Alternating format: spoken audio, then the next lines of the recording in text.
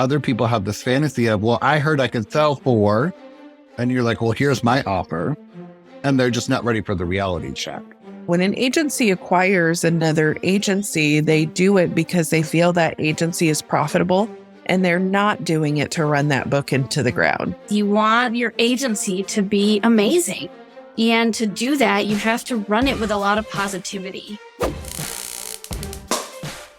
Hello, hello, hello. I have the amazingly wonderful Therese Chop Chop Butter and Bobby Hernandez. Hey, I couldn't remember Bobby's nickname, sorry. I have a lot of them, so. Well, I chose Bobby. And I am Steven Harrington, Dakota the Diva of Insurance. Today we are talking about agency acquisitions. How do you really vet an opportunity as the market's changing and as the world's changing? So are the days of our lives, right? And a lot of agencies think it's a great time to acquire or merge. And there's a whole lot of things we got to think about before we start the process or before we sign on the dotted line. We don't just want to jump in blindly because we don't know what we have. And we're going to talk through some of the steps you should really be taking before you sign your life away and commit to large quantities of money to take on somebody else's business, book a business, or merge with another agency. Sound fair enough, guys? Let's do it. Let's make that magic happen. So the first thing, and one thing I always love to ask when I'm working with people and they're like, oh, I'm thinking about purchasing another agency, or, oh, I want to grow through acquisition. I'm like, shut up. Tell me why. Can anybody explain why it's important to know why you would want to know why you want to acquire? I think about it like buying a used car, right? Like somebody else's problems that maybe I'm not really aware of. There's a reason why they're selling.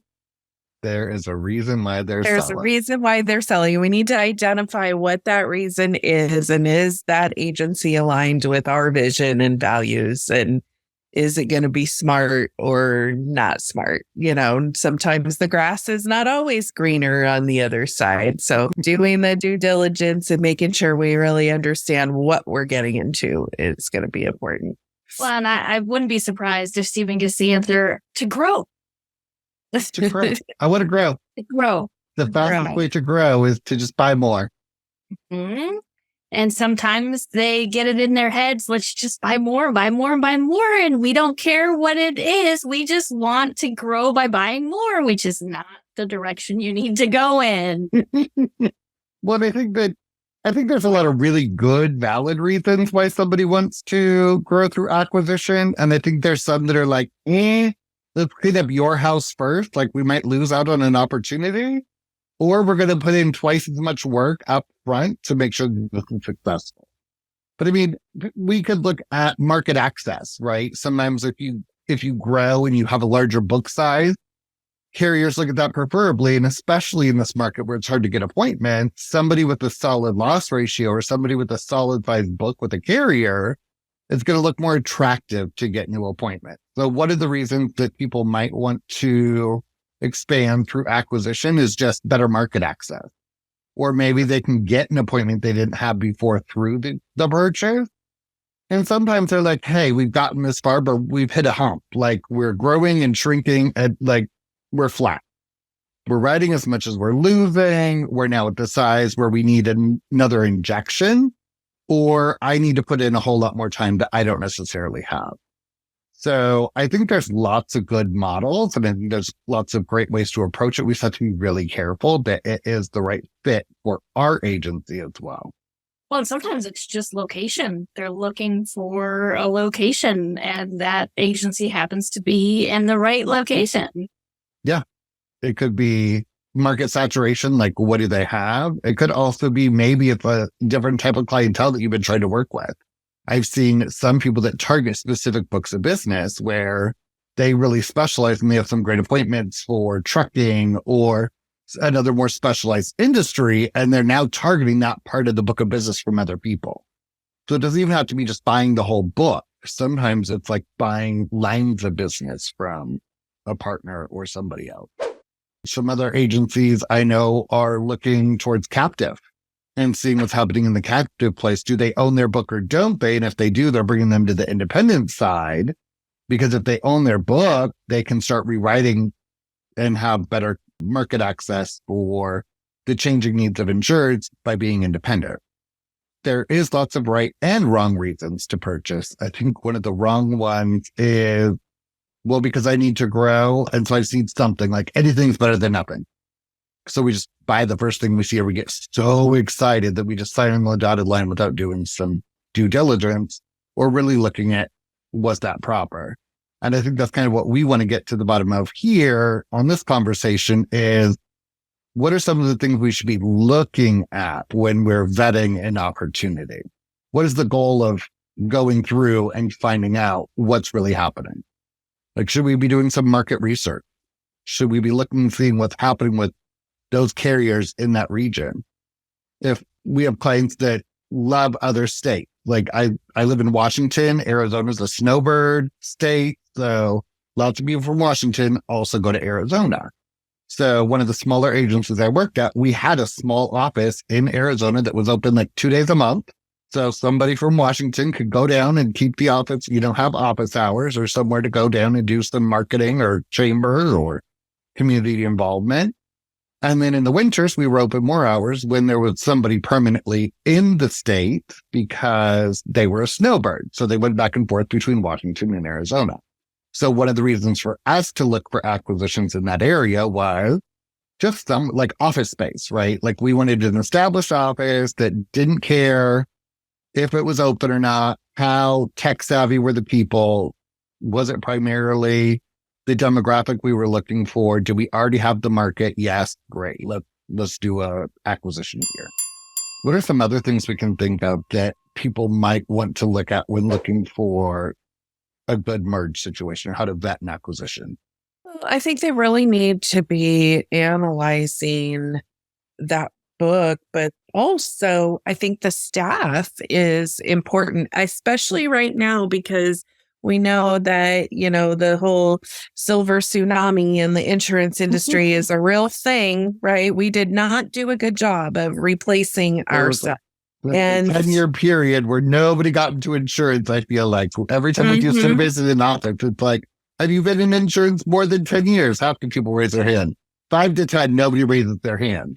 Yeah. Less than 5, everybody else raises their hand. And you're like, there was like a 5 to 10 year gap, which kind of makes sense with what happened with the economy in 2008. Insurance was not the sexiest career choice for a while.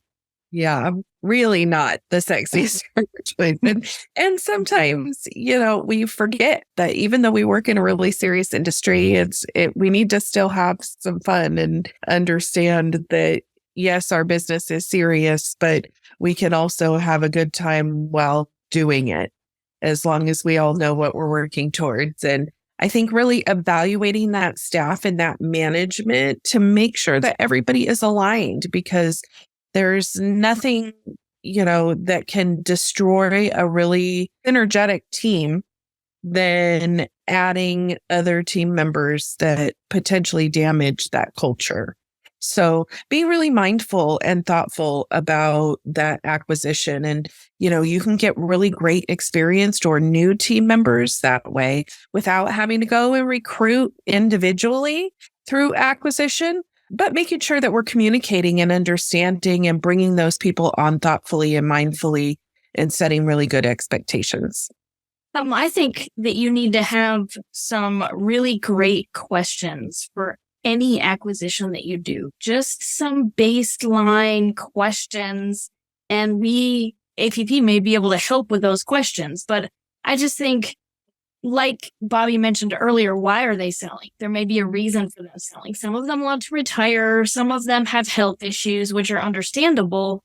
But others are just losing the seat of their pants money-wise and are trying to find a way out of what they've dug themselves into. So we have to have very clear, concise questions on things that we ask every single agency that we're planning on buying. We want from financials to staff to process and procedures to management systems, and how good is their staff with technology and transition and change. because you have to determine more than likely they're going to have to change to your system. So, you have to, and I know we're going to talk about that later on, but you do have to make sure that you have people that can transition into newer systems, because you don't want to buy that agency and then lose all their staff. I think you had a key point there with like how adaptable are they, or how on board are they as well? Because one of the biggest challenges, you're now taking a team that's learning all new processes and procedures. You're teaching them your way of doing things. And if you don't have a solid control over that, or you don't have a solid way of doing them, it gets even messier. Then it becomes like, well, we're just doing it this way because we're this location. That location does it that way. I worked at an agency where we had quite a few acquisitions, and everybody was doing similar things, but it was like, oh no, that's my book of business. I can't cover that office. That's not my office. I had the similar situation, 11 offices, several of them, there were acquisitions, and you have, 7 of them working totally different. 3 of them may be the same, and then there's these other ones, and they're like, oh, this is how we do it here. And we're like, wait a minute, hold on. Shouldn't we all be doing it the same way? And then I think it's also really going back to what Teresa was saying, why does the person want to sell?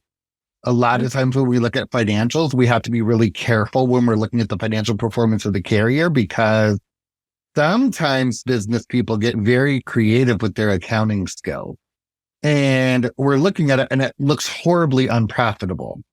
But then when we start breaking it down line by line of what are all the expenses, and it's, there's vacations or conferences or cars or toys or whatever that maybe are or are not registered the agency that the owner's going to keep upon the exit from the agency. Can we cut some of those line items? Who are we paying payroll to that's not going to stay on payroll?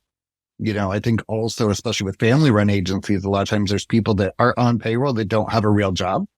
And is that something that we have to maintain, or can that go? Or is somebody just getting close to retirement age and they're looking for an exit and they want to build that long-term relationship on the way out? Or are they wanting to sell and stay on because they just don't like the day-to-day operations or running the show? They just want to live their best life and sell or service or work part-time or still network and do, community events. So I think we really have to look at all the different aspects of why somebody wants to sell to see if it's going to be a good fit. Then we have to really get to, is the carrier going to allow the book transfer? Like, is our numbers good enough? Are their numbers good enough to really make it make sense? Because that can greatly affect the price of a sale as well. Like we heard for about 2 years, there was crazy money on the table. Private equity was out gobbling everything up. Then it kind of went away. Is it back or not? I don't know. Like I've heard cricket recently, but at the same time, is the silly multiple still on the table? Probably not. Other people have this fantasy of, well, I heard I could sell for, and you're like, well, here's my offer. And they're just not ready for the reality check. So really making sure that we're looking at what's the mix, what's the reason, what do they have access to, and how does that blend into what we currently have? I think one of the other things we really need to look at is what does the base of the client look like? Is it something similar that we're used to working with?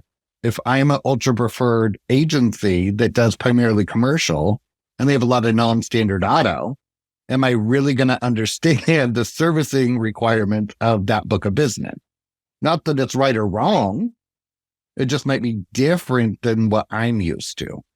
Well, and you may be looking for that difference to add that difference onto your agency. So it's something you need to learn and you're interested in, but you do need to do your research ahead of time so you understand, because you will need these staff members that understand that type of insurance, because it is totally different. Well, and I think it goes back to what Stephen was saying, which is you need to have your house in order.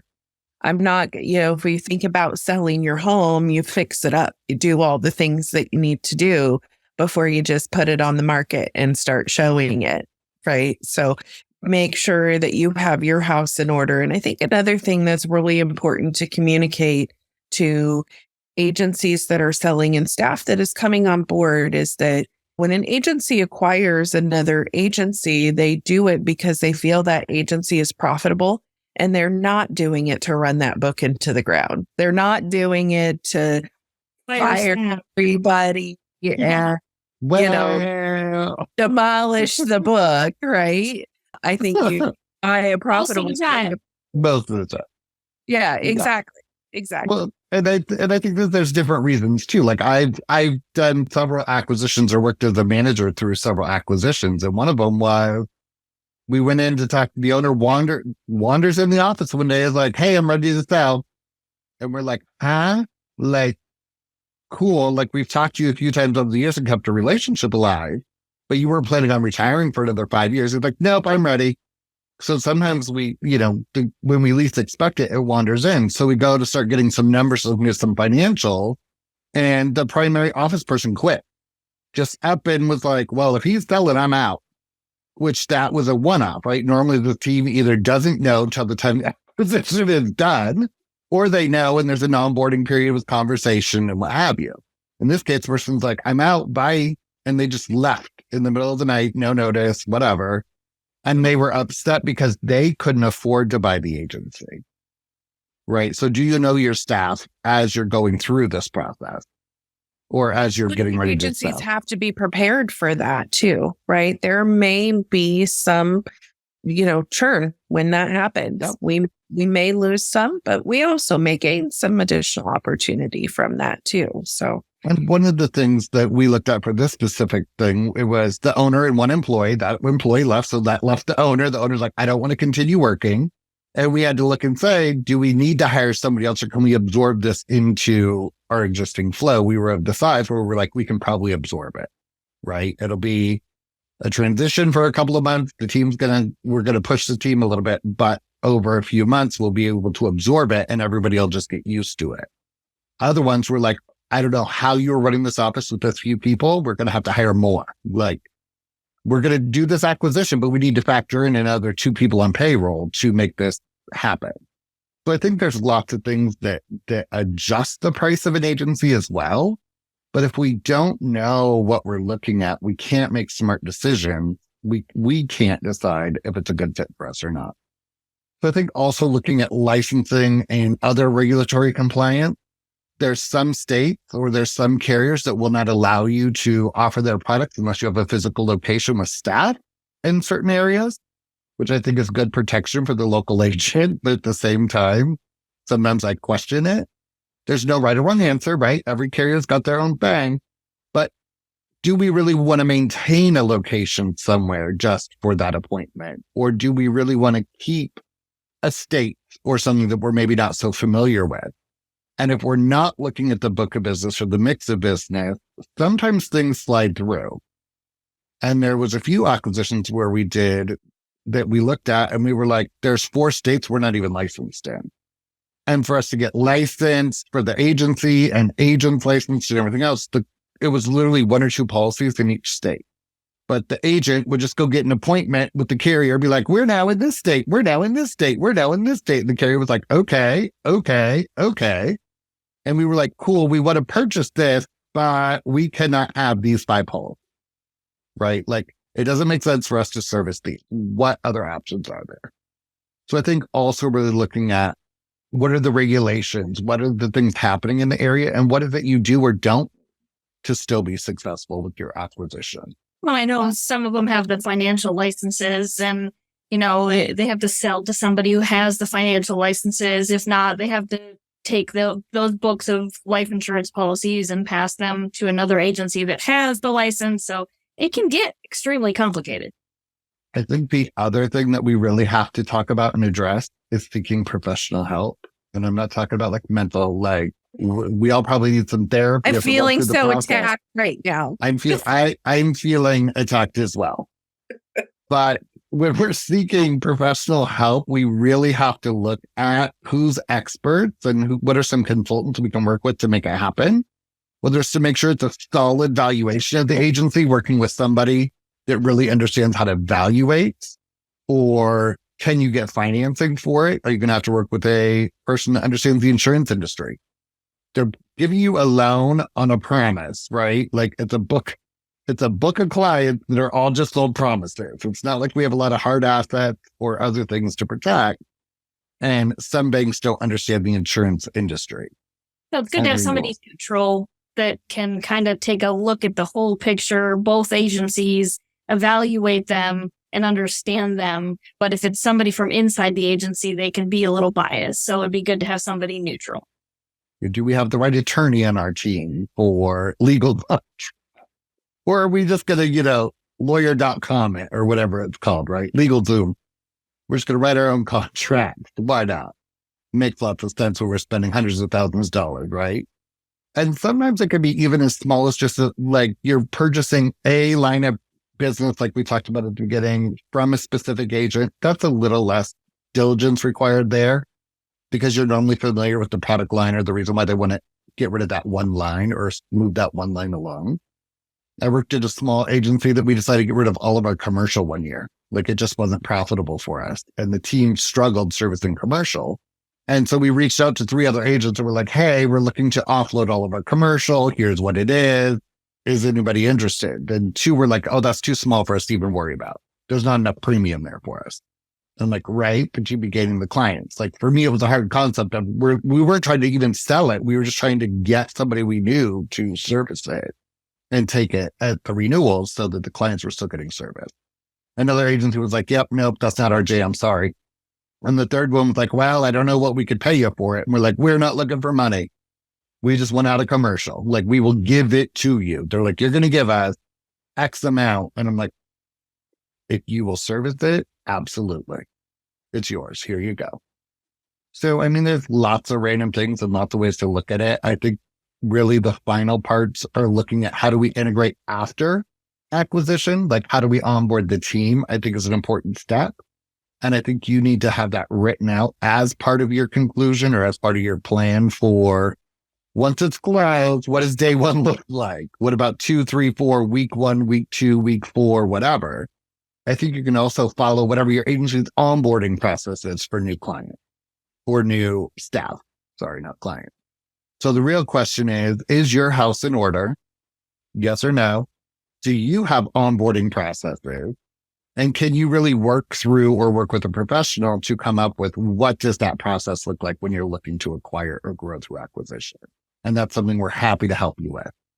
Closing thoughts from either of my friends, Therese or Bobby. Just, you really have to keep everybody on board on the same page. You have to consider the staff that you currently have and the staff of the agency you're purchasing and kind of come together as one and make it a positive thing. Don't make it something that's negative. Oh gosh, I've known him for 50 years and I don't like the way he runs his business. No, you've got to keep that kind of stuff out of it. You have to really find the good things in both agencies and how those things will merge together to make an even better agency, like a force to be reckoned with. You want your agency to be amazing. And to do that, you have to run it with a lot of positivity. So you have to kind of change those frowns upside down. You have to make people happy, make people excited about it, give incentives. Every single win that happens when you have an older staff member, because I know it's so hard with older staff members that have been on staff for a really long time to change and to adapt to technology. So when those adaptations and that technology change happens and they're trying, we need to give, positivity to the little changes and make sure that they know that we appreciate those little changes because it helps the agency run smoother and the positivity will help a great deal. When you're, optimistic about things, it really helps everybody move forward. And if you have somebody who's not optimistic about it, find out why and try to help them through that process and show them the positivity in the process and how enjoyable it can be, because you want to make people's jobs enjoyable. So, an acquisition shouldn't be something that makes people miserable. It should be something exciting that makes them grow, that makes them better, that gives them better technology and more carriers and more options. And not only for them, but also for the clients. So you want it to be a positive transition for the staff and for your clients. And I'm going to say, communicate, communicate, communicate. When you think you've communicated enough, communicate again. because you cannot over communicate, and you need to give people feedback loops. Give them the opportunity to talk to you. This is clients, prior owners.